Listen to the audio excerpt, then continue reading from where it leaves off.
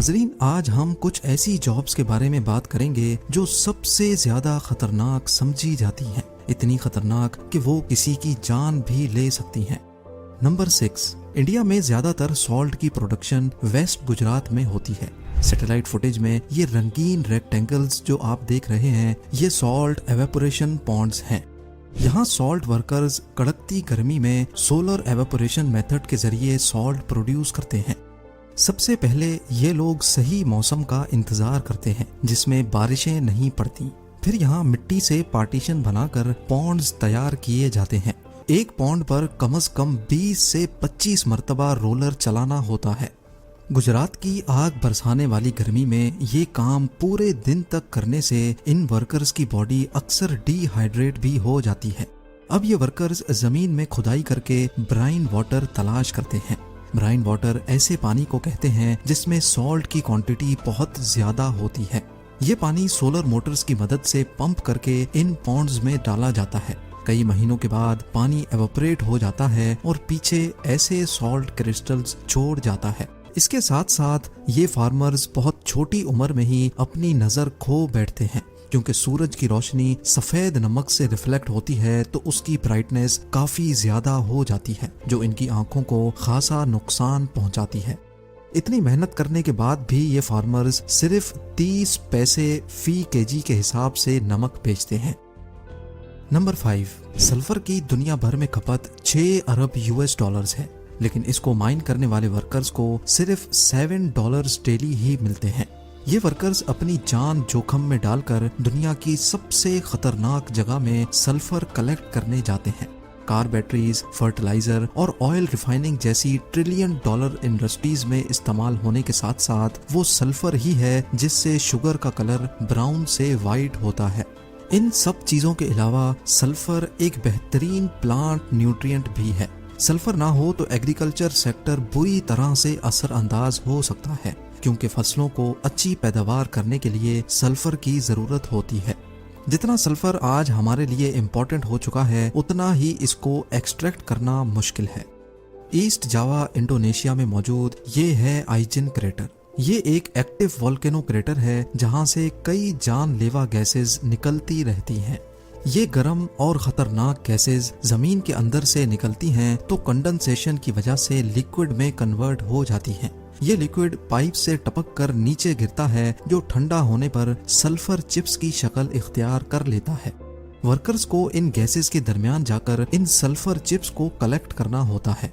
एक वर्कर दिन में 200 केजी सल्फर को अपने कांधों पर उठाकर क्रेटर चढ़ता है और फिर मीलों दूर इसको मार्केट में जाकर सेल करता है, जहां इनको 75,000 से 1 लाख इंडोनेशियन रुपये मिलते हैं। एक रिसर्च के मुताबिक जानलेवा गैसेस और सल्फर पाउडर इनहेल करने की वजह से ये वर्कर्स 50 सालों से ज्यादा नहीं जी पाते।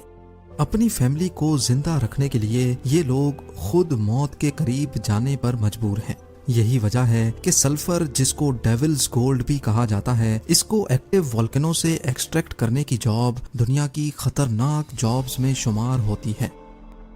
नंबर 4, वेल्डर्स को वेल्डिंग के दौरान हीट, फायरबॉल्स और धमाकों से अपने आप को बचाना होता है, लेकिन यही काम जब समंदर के अंदर किया जाए तो मुश्किलात में 10 गुना इजाफा हो जाता है।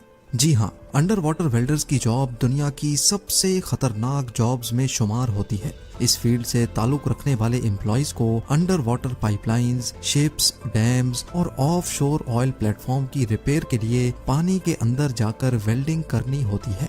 अंडर वाटर वेल्डिंग में एक्सप्लोजन और शॉर्ट सर्किट का खतरा 10 गुना बढ़ जाता है और पानी के प्रेशर से बह जाने का खतरा भी मंडला रहा होता है।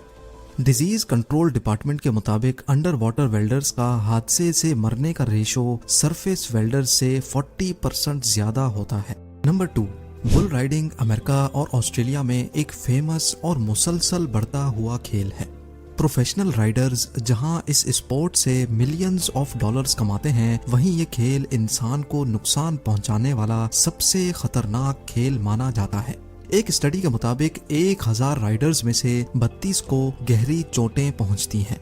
बुल राइडर्स को ज्यादातर चोटें टांगों, छाती और दिमाग में लगती हैं, जो इंसान का सबसे नाजुक पार्ट है। सिर्फ अमेरिका की बात की जाए तो यहाँ सालाना 3 राइडर्स अपनी जान से हाथ धो बैठते हैं।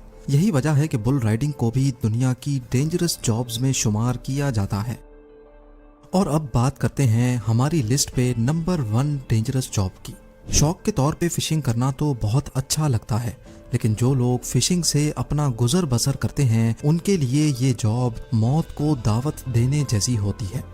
माहीगीर मछलियां पकड़ने के लिए दूर समंदर में जाल बिछाते हैं। अक्सर ऐसा होता है कि जाल फेंकते वक्त उनकी कश्ती पलट जाती है और वो खुद जाल में फंसकर पानी में ही दम तोड़ देते हैं।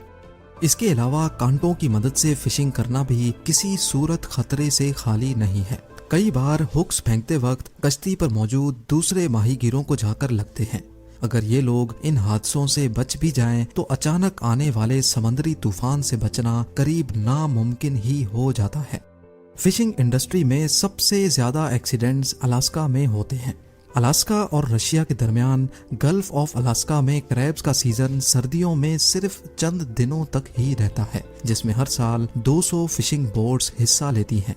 क्रैब को पकड़ने के लिए 400 केजी वजनी एक स्टील केज को समंदर में फेंका जाता है। इस केज में ये लोग गोश्त के टुकड़े रखते हैं जिस पर क्रैब्स अट्रैक्ट होते हैं। क्रैब फिशिंग में सबसे ज्यादा नुकसान यहाँ के ठंडे मौसम और बर्फ जैसे पानी की वजह से होता है। इतने भारी केज को फेंकते वक्त अगर जोर की लहर आई तो केज झूलता हुआ किसी के सर पर भी लग सकता है या फिर किसी को उठाकर पानी में भी गिरा सकता है।